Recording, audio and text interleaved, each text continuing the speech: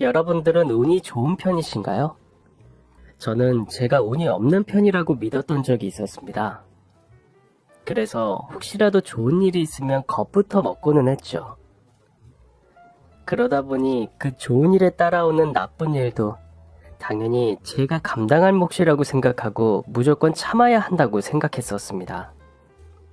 어린 시절 저희 집은 그리 부유하지 못했습니다. 가지고 싶은 것이 있다고 졸랐다가는 계집애가 욕심 사납다 라는 소리를 들어야 했죠. 그래도 어린 마음에 친구들이 가지고 있는 예쁜 지우개, 귀여운 수첩, 반짝이는 가방들이 왜 부럽지 않았겠어요. 그런데 어느 날 제 짝이 한 가지 제안을 했어요. 너 이 샤프 갖고 싶지? 나 오늘 당번인데 네가 나 대신 청소해주면 이거 줄게. 사실 저는 그 샤프가 너무나 가지고 싶었거든요. 그러나 가질 수 없다며 스스로 포기하던 순간 저한테 온 그 제안이 너무나 큰 행운 같았어요. 저는 열심히 짝 대신 청소를 했고 그 샤프를 받았죠. 그러나 그 샤프는 이미 고장이 나 있었고 제 짝은 그걸 보며 그게 왜 하필 너한테가니 고장이 나? 너 정말 운이 없구나. 지금 생각해보면 제 짝은 청소가 하기 싫던 참에 고장난 샤프로 저를 이용했던 것 같아요. 그러나 그때는 그저 제가 운이 없으니 운 좋게 나에게 온 샤프가 고장나버린 거라고 포기해버렸었죠. 그런 일들이 쌓이면서 나이가 들었고 고등학교를 졸업한 저는 여전히 나아지지 않은 집안 형편 때문에 대학은 꿈도 꿀 수가 없었습니다.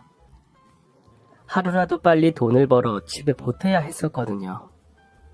네 성적이면 애지간한 대학교는 장학금을 받고 다닐 수 있을 텐데 정말 이대로 포기할 거니? 제 처지를 안타까워하셨던 고3 담임 선생님은 본인이 알고 있는 인맥을 총동원해서 일을 하면서도 야간 전문대학을 다닐 수 있는 회사를 알아봐 주셨습니다. 덕분에 그렇게도 가고 싶던 대학을 다니면서도 돈을 벌 수 있다는 것이 너무나 운이 좋았다고 생각했던 저는 그 운에 따라온 나쁜 일, 그러니까 제가 대학 수업을 들으러 정시 퇴근을 해야 하는 날이면 시비를 거는 사소의 짜증도 당연하게 생각했었습니다. 그 사람이 나타나기 전까지는요. 이주임은 왜 그렇게 연지씨를 못 괴롭혀서 안달이야? 연지씨가 이주임보다 나이도 어리고 이쁜 게 부러워서 그래? 아니면 이주임과 다르게 연지씨가 성격도 착하면서 싹싹하게 일 잘하는 게 만만해서 그래? 왜 자기가 할 일 다 하고 힘들게 학교까지 다니는 사람한테 시비는 시비야? 저는 누가 제 편을 들어줬다는 것도 기뻤지만 누군가 제가 열심히 일하는 것을 제대로 봐주고 있다는 것이, 그게 항상 일도 잘하고 시원시원한 성격이어서 저의 롤모델이었던 옆팀의 김대리님이라는 사실에 정말 행운이라고 생각했었습니다. 어떤 나쁜 일이 딸려와도 상관이 없겠다 싶었을 정도였으니까요. 그런데 행운은 그게 끝이 아니었습니다. 좋은 게 있어도 감사할 줄 모르는 사람이면 좋은 걸 가질 자격도 없는 거야. 김대리님은 인사과 이야기에서 저를 본인의 팀으로 빼내주었습니다. 평소 제가 성실하게 일하는 것을 눈여겨봤었는데 시킨 일도 곧잘하고 바쁜 중에도 자기 발전을 위해 학교까지 다니는 저를 키워주고 싶다고 하시면서요. 그 후 제 회사 생활은 정말 천국 같았습니다. 김대리님은 회사에서는 일만 잘하면 된다며 그 외의 일은 모두 막아주는 진정한 걸크래쉬를 시전했습니다. 제가 담당하는 일 말고는 어떤 일도 시키지 않았습니다. 예전처럼 다른 직원들보다 일찍 출근해서 청소를 하고 쓰레기통을 비우고 커피 심부름을 하고 복사 심부름을 하는 대신 어느 정도 책임감을 가질 수 있는 일들을 하게 되었습니다. 특히 회식 자리에서 저에게 추궁거리던 과장님께 술 마신 개에게는 매가 약이라며 3연속 니킥 후 공중 날라차기를 시전하는 모습을 본 후로는 평생 쓸 운을 김대리님 만났는데 썼나 싶을 정도였죠. 그런데 어느 날 김 대리님이 저를 따로 불러내시더니 부탁이 있다고 하였습니다. 저는 올게 왔다는 느낌이었죠. 김 대리님이라는 행운이 왔으니 이제 뭔가 나쁜 일이 올 차례라고 생각하고 있었으니까요. 저기 연지 씨, 내가 이런 부탁하기가 좀 그런데 내가 연지 씨니까 하는 부탁이야. 오해하지 말고 들어줘. 거절해도 되고.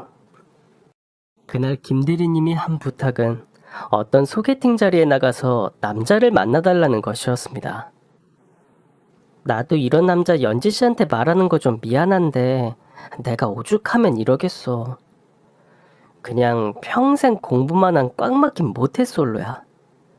연애란 걸 해본 적이 없으니 여자를 얼마나 답답하게 할지 뻔히 보이고 이제 겨우 밥벌이 시작했는데 그것도 비정규직이라서 한동안은 연지 씨보다도 더 못 볼 거야. 거기다 착해 빠져서는 남의 부탁 거절도 못하고 아휴, 이렇게 이야기하고 보니 더 한심하네. 미안해 연지 씨, 못 들은 걸로 해.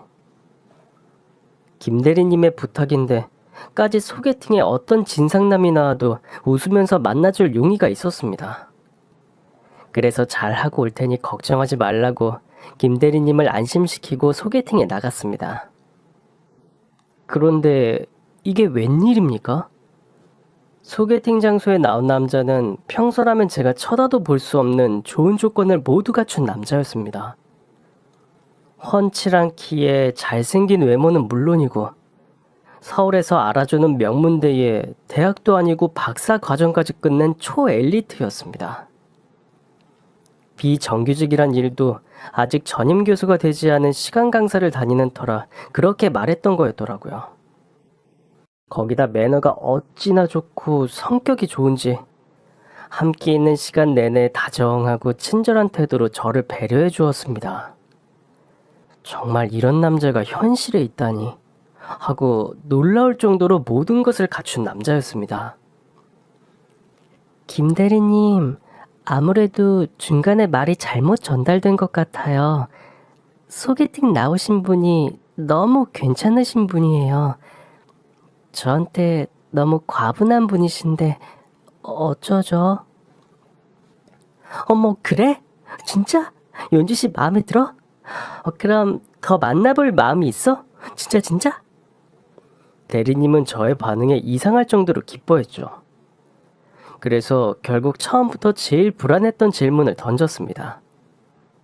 그런데 대리님, 그렇게 괜찮은 분을 왜 저한테 소개를 시켜주셨어요? 대리님이 만나시는 게 더 좋지 않으시겠어요?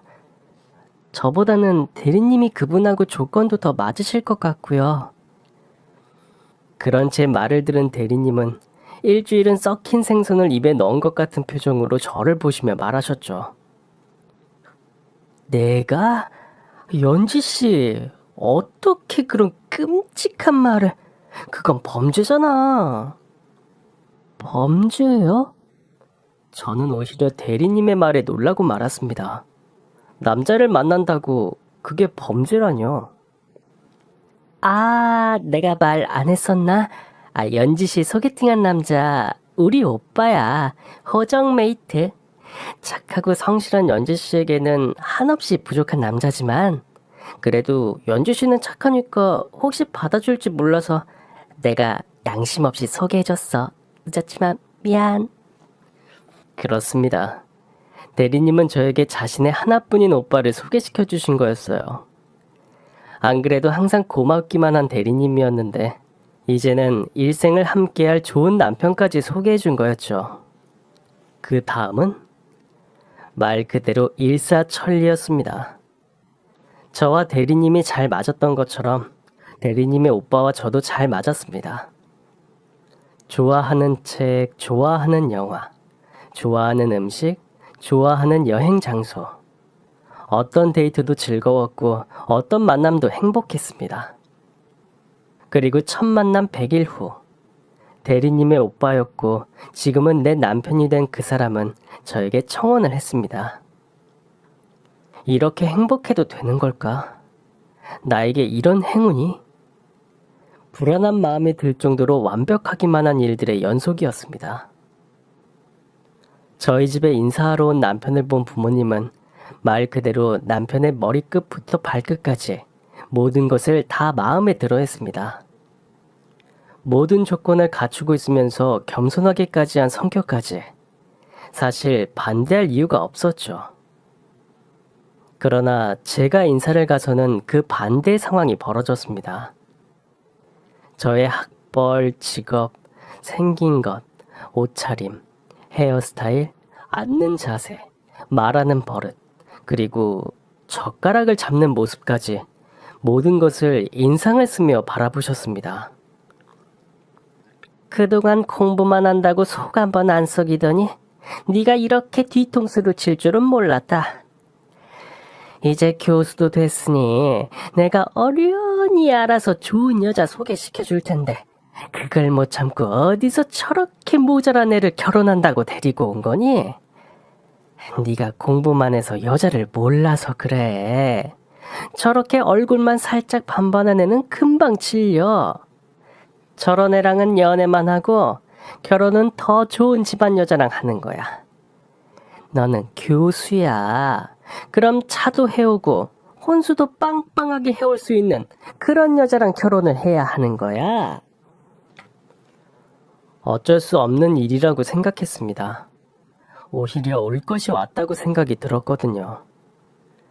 이렇게 완벽한 남편을 얻으려면 거기다 화끈한 시누이까지 생기는 거라면 이 정도 상황쯤은 아무것도 아니라고 여겨지더라고요.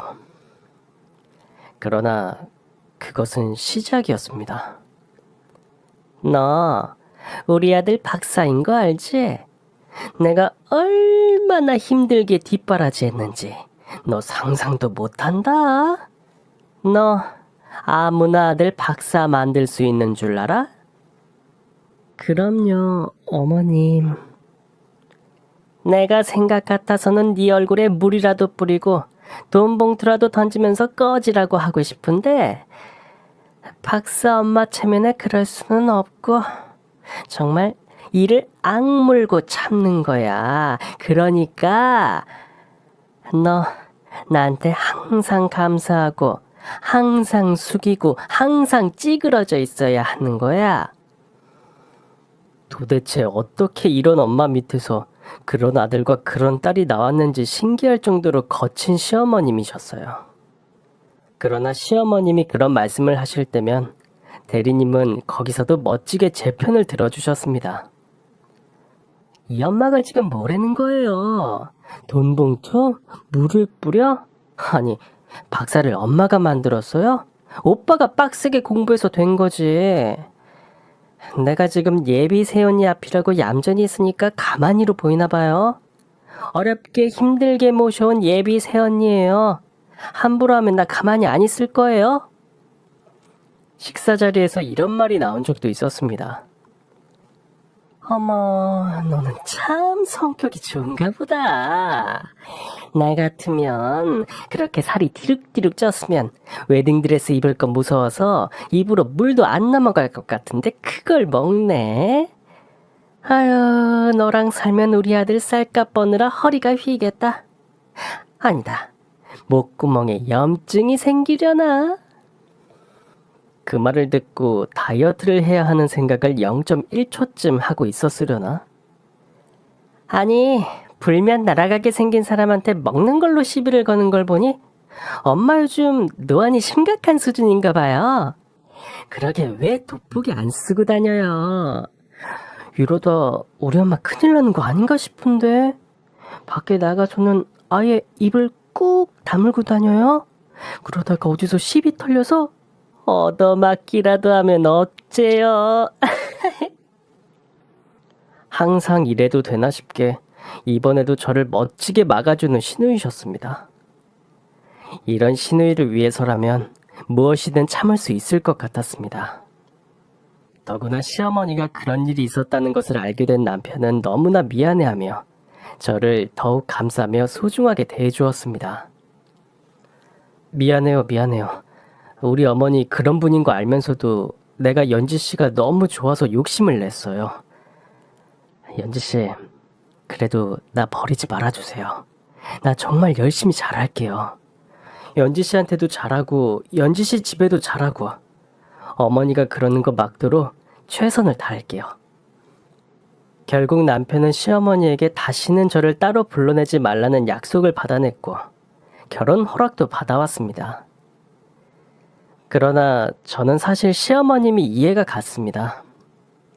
소중하게 10달을 뱃속에서 품은 아이, 오랜 시간 진통으로 세상에 내보낸 아이, 그리고 세상에 나온 후에는 어떤 상처도 받지 않게 보호하고 불면 날아갈까 쥐면 꺼질까 얼마나 소중하게 기른 아들일 텐데 저같이 모자란 며느리에게 내어준다는 게 속이 상하신 게 당연하다고 생각했습니다. 그래서 제가 더 참고 잘해야 한다고 생각했습니다. 결국 결혼식 날이 되었고 시어머님은 이제는 자식들 눈치가 보이시는 건지 아니면 어느 정도 포기하신 건지 그저 못마땅한 눈으로 째려만 보실 뿐이었습니다. 비록 신부 대기실에 와서도 남편도 신호도 없는 걸 아시고는 기회다 싶으셨는지 이것 봐라 이것 봐. 내가 그렇게 걱정을 했는데 그걸 귓등으로도 안 들었구나.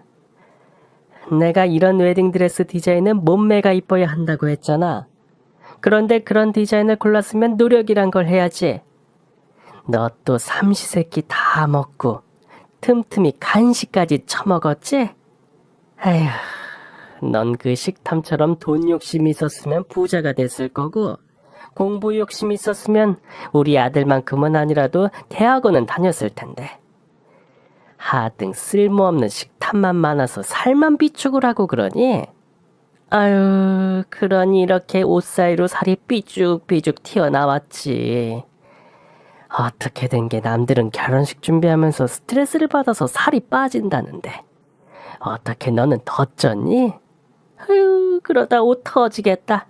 살을 뺄 자신이 없으면 온몸을 칭칭 감는 디자인으로나 고를 것이지. 무슨 용기로 그 디룩디룩한 살이 다 드러나는 걸로 골라서는. 옷 터지지 않게 살살 입장해라. 식장에서 옷이 작아서 터지기라도 하면 내가 니네 신랑하고 신우가 아무리 뭐라고 해도 이 결혼 없고 말 테니까. 와 같은 말씀을 하셔서 신부 대기실에 있던 제 친구들을 기함하게 만드셨지만 말입니다. 그렇게 제 지인들의 걱정 속의 한 결혼은 역시나 고난의 연속이었습니다. 어디선가 풍문으로 들어본 나쁜 시어머님이 하신다는 모든 것을 몸소 실천해 주시는 시어머님이셨습니다.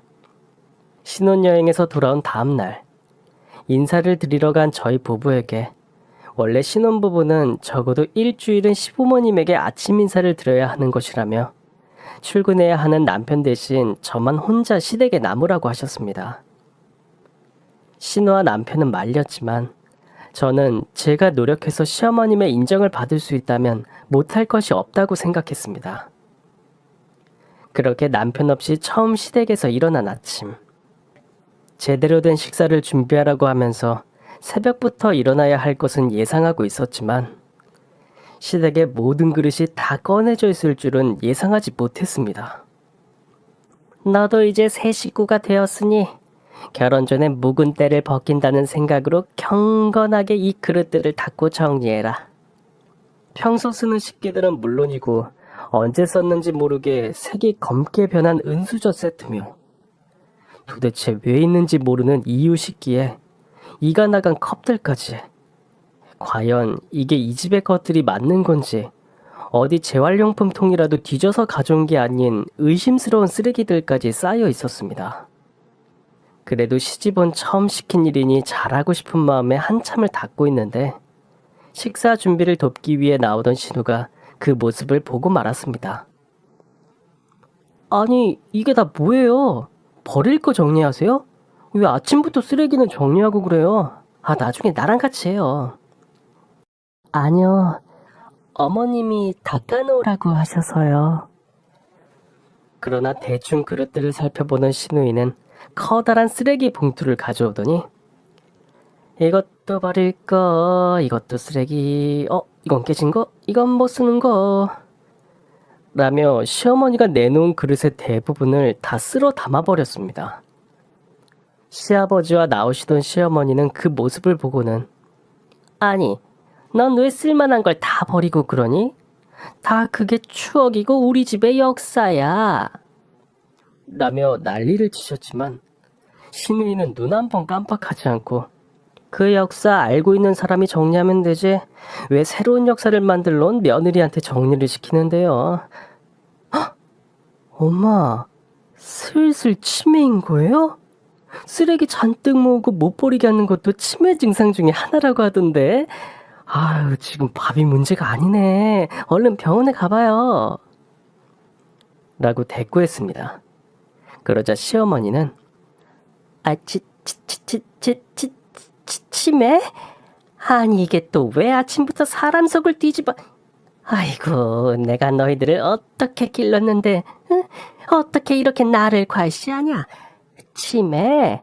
그게 나한테 할 소리냐? 니들이 나한테 이럴 수가 있냐? 라며 당장이라도 쓰러질 듯 휘청하셨습니다.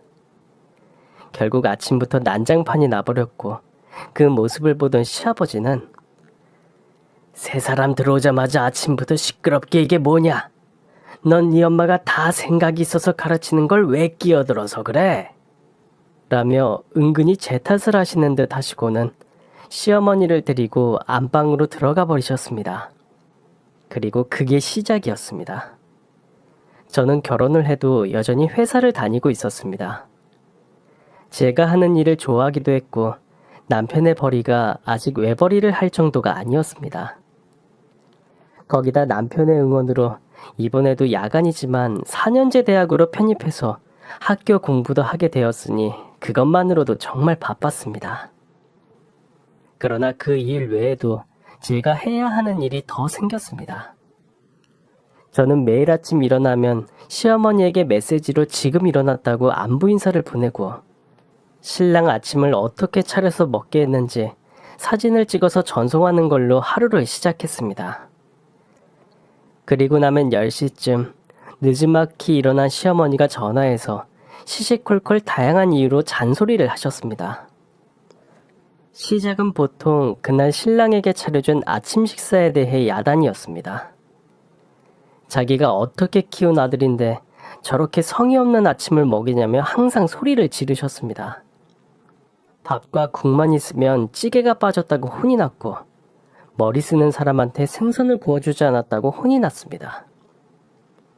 그러다 보니 신랑의 아침을 차리기 위해 저의 기상시간은 점점 빨라졌고 식사 메뉴는 점점 많아졌습니다. 처음에는 그저 좋아하던 남편이 아침 식사 사진을 찍던 제 모습을 보고 모든 것을 알게 된 이후로는 앞으로 내 아침은 무조건 시리얼이야.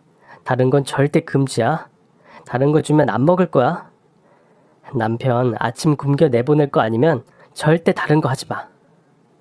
그리고 직접 시리얼 사진을 한 장 찍어서 시어머니에게 보내고는 앞으로 평생 제 아침 식사입니다. 혹시라도 다른 메뉴를 차리면 굶을 겁니다. 라고 통보를 해버렸죠. 그 일 이후 다행히 아침 사진을 찍어 보내는 일은 없어졌지만 네가 도대체 얼마나 음식을 못하면 내 아들이 아침을 시리얼로 때운다고 하니? 넌 도대체 결혼 전에 뭘 배운 거니? 안 되겠다. 너 앞으로 주말마다 시댁으로 와라. 내가 음식을 가르쳐줘야겠다. 물론 그렇게 주말마다 시댁에 갔지만 시어머님이 가르쳐주신 건 없었습니다. 그저 오늘은 갈비찜으로 하자. 재료부터 사와봐라. 요즘 인터넷에 다 있지? 혹시라도 시판 조미료 같은 거 넣을 생각은 꿈에도 하지 말고 혹시라도 조미료가 넣고 싶으면 천연 조미료를 만들어 봐라. 그 정도는 내가 참아주마. 라며 다양한 메뉴들을 정해서 메시지를 보낼 뿐이었습니다. 물론 그렇게 만들어진 메뉴들에 대해서는 한 번도 칭찬을 들어본 적이 없었습니다. 너는 이딴 걸 음식으로 만들었니? 정말 재료가 아까워서 눈물이 난다. 너 이거 다 죄 짓는 거야. 이 재료들이 이렇게 쓰레기가 되고 싶어서 태어났겠니? 도대체 너는 잘하는 게 뭐니? 어떻게 하나도 잘하는 게 없어. 시누이나 남편은 맛있다고 잘만 먹었지만 시어머니는 항상 타박만 하셨습니다. 그러면서 제가 한 음식을 제일 많이 먹는 것도 시어머니셨습니다. 내가 정말 너 때문에 고생이 너무 많다. 네가 쓰레기를 만들어 놓으니 내가 이렇게 억지로 꾸역꾸역 음식을 먹어야 하잖니. 이게 다 너 죽어서 음식 버린 걸로 벌 받지 말라고 그러는 거야. 너는 도대체 무슨 복으로 나 같은 시어머니를 얻었니? 처음에는 그런 시어머니가 이상하고 적응이 되지 않았지만 내가 이 음식을 먹이고 싶은 사람은 시어머니가 아니라 사랑하는 남편과 든든한 내 편인 시누이다라고 생각을 바꾸니 어떤 말을 해도 아무렇지도 않더라고요. 그 외에도 가끔 시어머님이 모임이라도 있다고 하시는 날은 반차를 내고 운전을 해서 모임 장소까지 모시고 나가 잔심부름을 한 후 식대 계산도 해야 했습니다. 물론 그 과정에서 며느리가 요새 아이답지 않고 기특하다는 칭찬이라도 하는 분이 계시면 지카짓게 안 하면 어쩔 건데? 능력도 없어, 집안도 별로면서 학교도 제대로 안 다닌 주제에 얼굴이 이쁘기래, 몸매가 좋기래. 그냥 눈 낮은 내 착한 아들 앞에 자빠져서 내 며느리 자리 차지했으면 시켜주는 걸 감사하게 생각하고 죽었다 하면서 팍팍 기어야지. 라며 오히려 그 말을 꺼낸 사람에게 면박을 주었습니다. 그것 말고도 필요하다고 하시는 게 있으면 장도 봐드려야 했고 먹고 싶다고 하시는 게 있으면 전국 어디라도 가서 사가지고 와야 했고 피곤하다고 하시는 날은 집으로 불려가 다리를 주물러 드리거나 몸에 좋다는 보양식을 만들어 드려야 했습니다. 그러다 그것이 힘들어 보인 시누이나 남편이 도와주려고 할라치면 내가 쟤를 잡아먹냐? 나도 귀찮다. 나도 내가 한 게 빠르고 혼자 다니는 게 편해. 그런데 왜 그러겠어? 다 저 모자란 것을 가르치고 단련시켜서 하루라도 빨리 우리 식구 만들려고 하는 거 아냐? 그리고는 자식들이 자기의 마음을 몰라준다며 드러누워 버리시고 뒤늦게 그 상황을 알게 된 시아버지는 시어머니 말만 듣고는 저희만 야단을 치셨습니다. 그러다 보니 저는 혹시라도 시어머님과 속상한 일이 있어도 그걸 시누이나 남편이 알게 되어 일이 커질까봐 전전긍긍하게 되었고 더 참고 더 숨기게 되었습니다. 그렇게 제 속은 문드러져 갔지만 겉으로는 그래도 조용한 날들이 계속되었습니다. 물론 신우는 그런 밖으로 보이는 평화를 믿지 않았습니다. 새언니, 나는 무슨 일이 있어도 새언니 편인 거 알죠? 속상한 일, 특히 우리 가족 때문에 속상한 일 있는 거 절대 나한테 숨기지 말고 꼭 말해요. 절대 숨기지 말고요. 그런 신우의 마음이 어찌나 고마웠던지요. 정말 무엇도 참을 수 있었고 무엇이든 해주고 싶었습니다. 그리고 그런 신우가 드디어 결혼을 한다는 소식을 들려주었어요. 10년이라는 시간 동안 만났던 남자와의 결혼을 결정한 것이었죠. 물론 제 눈에는 신우에 비해 너무나 부족한 것만 잔뜩 보이는 남자였지만 그래도 누구보다 똑똑하고 멋진 신우이가 고른 남자이니 당연히 훌륭한 남자일 것이라고 믿어 의심치 않았습니다. 저는 정말 신우를 위해서 무엇이든 해주고 싶은 마음뿐이었습니다. 아가씨, 결혼 선물로 뭐 받고 싶으세요? 필요한 건 다 말씀하세요. 돈으로 살 수 있는 거면 저희 적금 기꺼이 깰 거고요.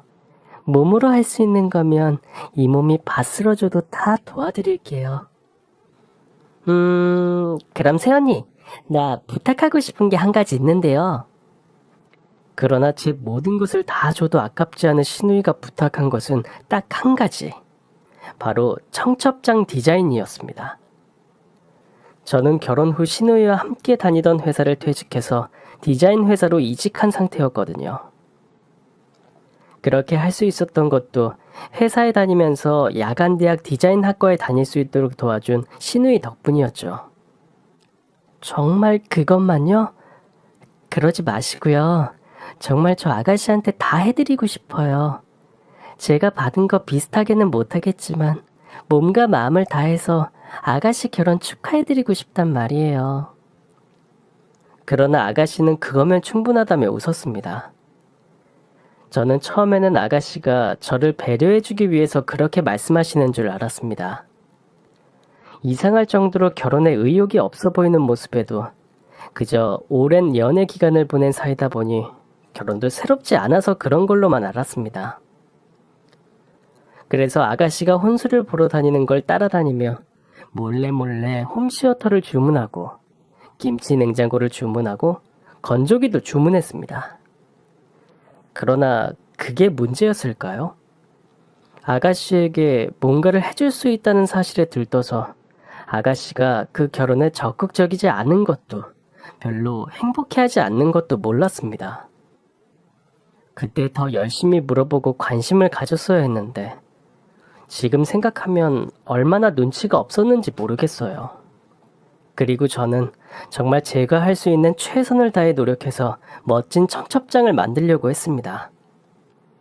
평소 알고 있던 신우이의 취향을 고려하는 것은 물론이고 가장 좋은 컬러, 가장 좋은 폰트, 가장 좋은 그림체, 종이 재질은 물론이고 가장 비싸고 좋다는 것들을 다 집어넣어서 말이죠. 이렇게도 저렇게도 해주고 싶은 마음에 이것저것 다 만들다 보니 샘플만 10가지가 나왔고 그것들을 가지고 시댁에 갔습니다.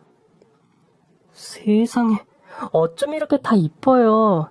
이것도 이쁘고 이것도 멋지고 어떤 걸 골라야 할지 모르겠네요. 세상에. 다행히 제가 만들어간 샘플들을 모두 마음에 들어하는 신우를 보며 조금은 뿌듯해하고 있는데 노크도 없이 신우 방에 들어온 시어머니는 샘플들을 보며 인상부터 썼습니다. 아니, 니들은 도대체 이딴 걸 청첩장이라고 돌리려는 거니? 평소 옷 입는 걸 보면 센스라고는 없는 걸 알고는 있었지만 그래도 디자인 회사에서 일한다고 하니 혹시나 했는데 역시나구나. 아이고, 색깔도 촌스럽고 싸구려 같은 게 이런 걸 돌렸다가는 집안 망신 당하기 딱이다. 당장 다 찢어버려. 시속 100km로 달리는 자동차에서 지나가면서 봐도 멋지게 잘 만들어졌구만. 왜 또 씹으신 건데요? 하루라도 남을 안 씹으면 입안에 가시가 돋죠? 괜히 심심해서 끼어 드셨으면 대강하고 빠져주시죠. 이번에도 신우이는 시어머니의 말을 가뿐히 무시해줬지만 아주 둘이 쿵짝이 잘 맞는구나. 이래서 니들이 안 되는 거야. 결혼식이 니들 행사 같지? 어림도 없다. 결혼은 집안과 집안의 결합이라고 했잖아. 내가 네 오빠 때 수준에 안 맞는 집하고 결혼하면서 창피당한 거 이번에는 다 만회해야 할 거 아니야. 그런데 네 결혼식에서는 청첩장 때문에 또 창피를 당하라고? 나는 그렇게는 못한다. 이런 청첩장 보내는 꼴을 내가 볼 것 같아? 결국 그날 제가 만들어 온 청첩장 때문에 시어머니와 시누이가 전쟁 같은 싸움을 했고 저는 두 사람을 말리다 지쳐 결국 시어머니 취향에 맞는 청첩장으로 다시 만들겠다고 했습니다. 물론 시어머니 모르게 시누이와 관련된 분들에게는 시누이가 고른 청첩장을 돌리기로 하고 말이죠. 그런데 시어머님의 의견을 수렴해서 만든 청첩장은 만들면 만들수록 점점 기괴한 모양으로 변해갔습니다. 좀 전통적인 문양을 넣으라고. 왜 그런 거 있잖니. 우아하면서도 귀티나고 부티나면서도 엘레강스하고 판타스틱하면서도 블링블링한 그런 거 말이다. 그리고 이건 색이 왜 이리 흐릿해? 너 잉크 아끼니? 좀 더 빨간색 없어? 아휴, 이건 너무 화려한 빨강이잖아.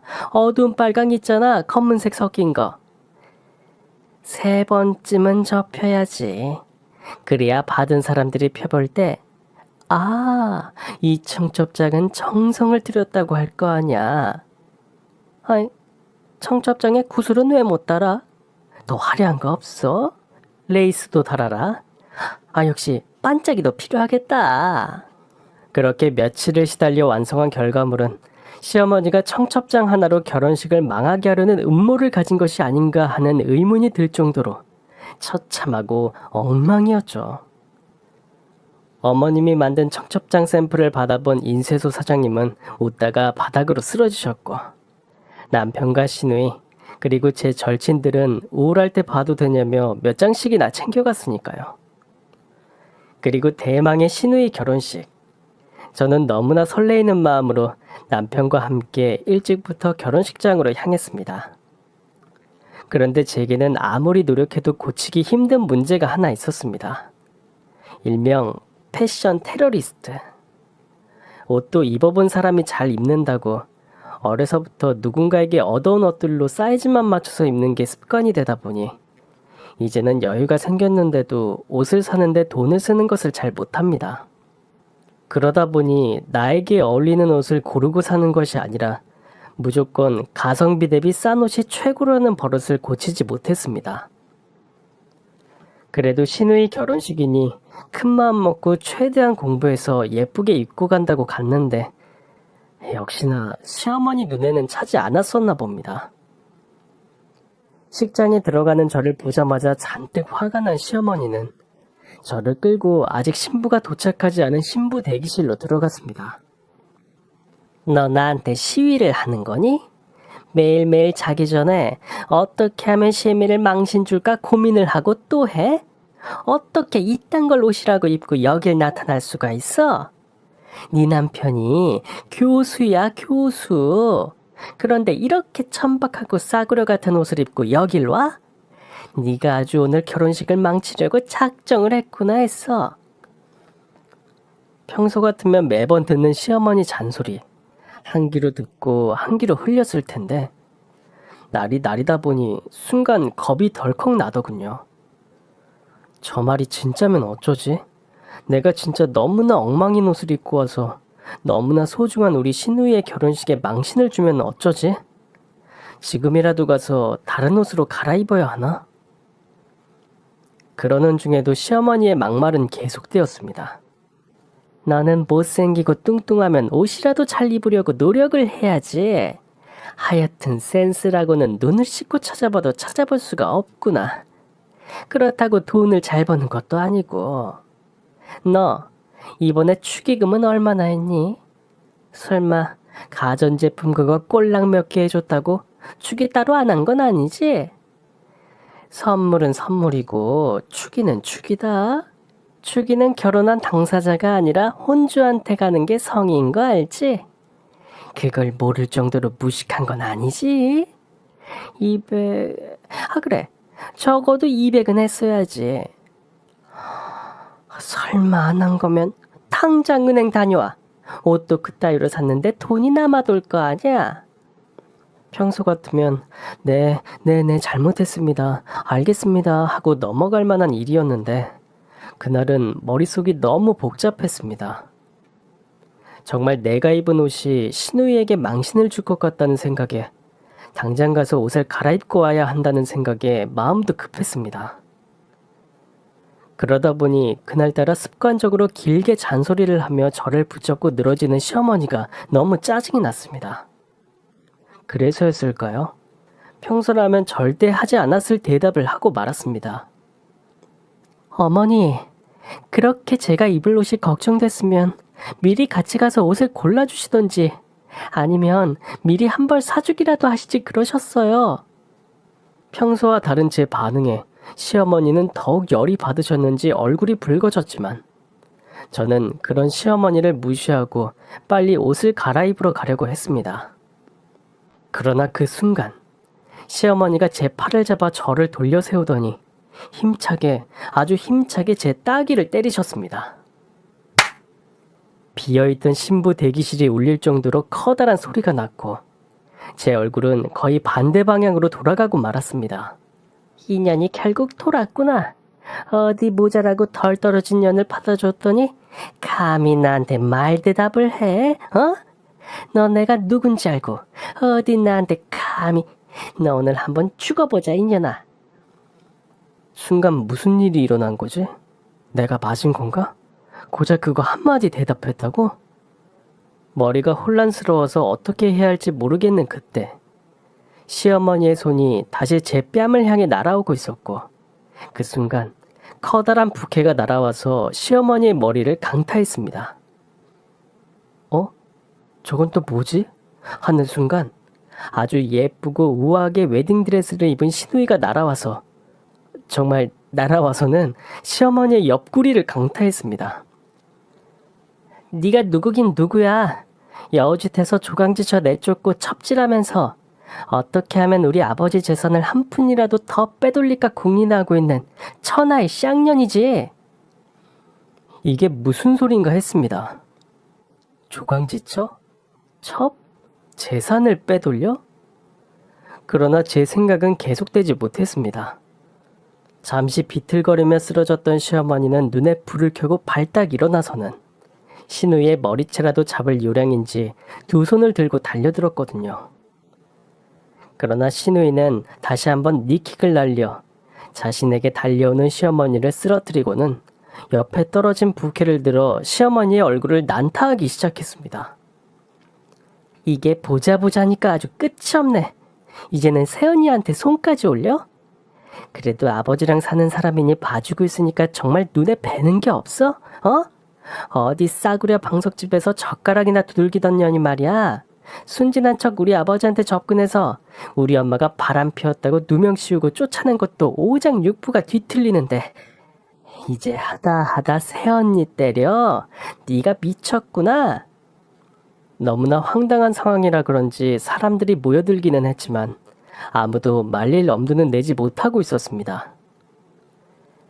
내가 너 기둥서방이랑 짜고 우리 아버지 재산 빼돌리고 있는 거 모를 줄 알아? 다 알고 있어. 다 알고도 심장 약한 우리 아버지 쓰러질까봐 언제 어떻게 터트려야 하나 타이밍 보면서 봐주고 있는 거야.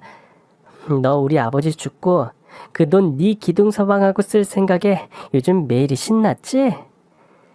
자식들한테 돈 하나도 안 주고 네가 그 재산 다 챙기려고 유언장 쓰라고 아버지 꼬시고 있는 거 내가 모를 줄 알아? 이 돈도골은 꽃뱀년아. 그때 사람들에게 이야기를 듣고 달려왔던 시아버지도 그 모습을 보고는 놀라서 그대로 굳어버리고 말았죠. 그래도 믿고 싶지 않은지 믿을 수가 없는지 시누이를 말리려고 하는데 그 순간 시누이가 시아버지에게 시어머니가 다른 남자와 모텔에 들어가고 있는 사진과 두 사람이 했던 끔찍한 내용의 녹음들, 차마 눈뜨고 볼 수 없는 낯간지러운 메시지들을 보여주었습니다.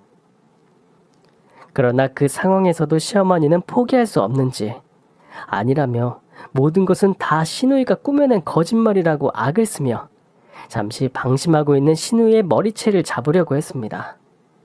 그런데 그 순간 어디선가 우아한 분위기의 아주머니가 나타나셔서는 시어머니의 머리를 뒤에서 잡아채셨습니다. 네가 어디다 감히 손을 올려? 나중에 알았는데 그분은 저희 남편과 시누이의 친엄마, 그리고 저희 시아버지의 조강지처셨습니다. 아이들이 잘 자랐다고 생각했고 뒤늦게 나타나 혼란을 주고 싶지 않으셨지만 자식들의 결혼식은 보고 싶어 몰래 지켜보시다가 그런 사단이 나자 참지 못하고 나서셨던 거죠. 결국 시아버지는 자신의 딸 결혼식에서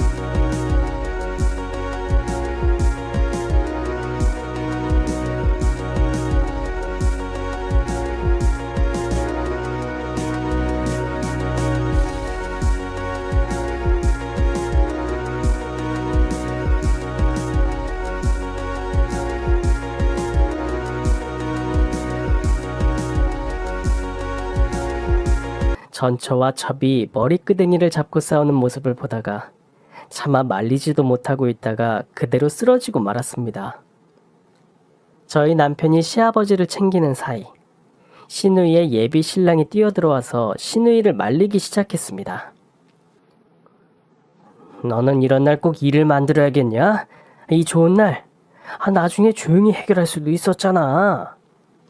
그리고 그 순간 시누이는 시어머니에게 날렸던 니킥과는 차원이 다른 높이와 강도의 니킥을 오늘 결혼할 뻔한 예비 신랑에게 날렸습니다. 시누이의 예비 신랑은 그대로 10m쯤 날아갔고 그 뒤를 쫓아간 시누이가 쓰러진 예비 신랑을 다시 업어치기로 바닥으로 매다 꽂고는 그 배를 사정없이 밟기 시작했습니다. 왜? 너도 똑같은 논팽이라 동질감이 드냐?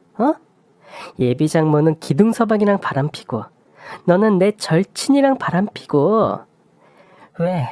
아주 바람피는 동지들끼리 꿍짝이 맞아? 내가 그 꼬라지를 알고 결혼 엎으려고 하니까 전현이 그러더라. 남자가 결혼 전에 우울하니까 한 번쯤 바람필 수도 있지. 그게 무슨 문제냐고. 제대로 안 꾸미고 여자답지 못한 내가 잘못이라고. 그래, 내가 잘못했다. 다 내가 잘못했다. 내가 이 꼴을 알고도 10년 세월이 아까워서 한 번 넘어가 주려고 한 내 탓이다. 그렇게 그날의 결혼식은 파토가 났습니다. 모든 사실을 알게 된 시아버지는 당장 같이 살던 시어머니, 아니 그 여자를 내쫓았습니다. 물론 시누이가 가지고 있던 증거들을 무기로 재산 분할, 위자료 한 푼 없이 아주 빈몸뚱이로요. 그 후 그 여자의 물건들은 싹싹 긁어 모아서 그대로 불태워버렸다고 하더라고요. 그리고는 그동안 자신이 저지른 잘못을 반성하며 전처이자 남편, 시누이의 친모에게 진심을 다해 사과한 뒤 사람들을 보기 부끄럽다며 핸드폰도 터지지 않는 어디 깊은 산속에 들어가서 지내신다고 잠적해버리셨습니다. 그날 시누에게 처참하게 맞은 예비 신랑은 자기가 잘못했다고 와서 빌다가 시누이가 무시하자 이대로 파혼하면 그날 당한 폭행으로 고소한다고 협박했다가 더 맞고 쫓겨난 후에는 다시는 보지 못했습니다.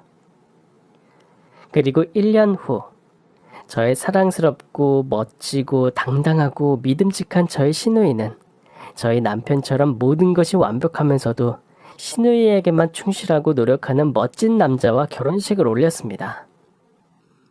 물론 이번 결혼식은 정말 완벽했습니다.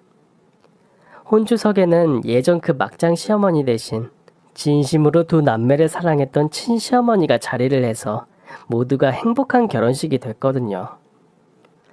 거기다 패션 센스가 유난히 뛰어난 친시어머니의 도움으로 1년 동안 조금은 옷 입는 센스가 좋아진 저는 패션 테러리스트 치고는 꽤 괜찮은 옷차림으로 시누이의 결혼식에 참석할 수 있었답니다. 저는 이제 제가 운이 없다고 생각하지 않습니다. 그동안 저에게 왔던 시련들은 이렇게 좋은 사람들과 행복하기 위한 밑거름이 되었다는 것을 알게 되었으니까요. 이제는 나쁜 일이 닥쳤을 때 내가 운이 없구나라는 생각을 하며 참고 포기하기보다 나에게 저런 행동을 하는 사람들이 과연 맞는 것인지 생각해보고 대응할 수 있게도 되었답니다. 그때 일을 경험으로 무조건 참는 것이 절대 능사가 아니란 것을 배웠거든요. 그리고 어떤 상황에서도 내가 열심히 노력한다면 그것을 보고 손을 내밀어주는 사람이 있고 그 손이 아주 따뜻하다는 것도요. 그 후로도 저도 제가 사랑하는 사람들을 위해서 더욱 노력하고 제가 다른 사람들에게 좋은 기운을 나누어주기 위해서도 노력하고 있습니다. 누군가 힘든 상황에서도 열심히 노력하고 있다면 진심을 다해 응원해주고 칭찬해주려 합니다. 그러니 여러분들도 제 이야기를 들으시고 자신에게 나쁜 일이 생겼을 때 포기하고 우울해하시기보다 곧 다가올 행복을 기다리시며 긍정적으로 보내시길 바랍니다.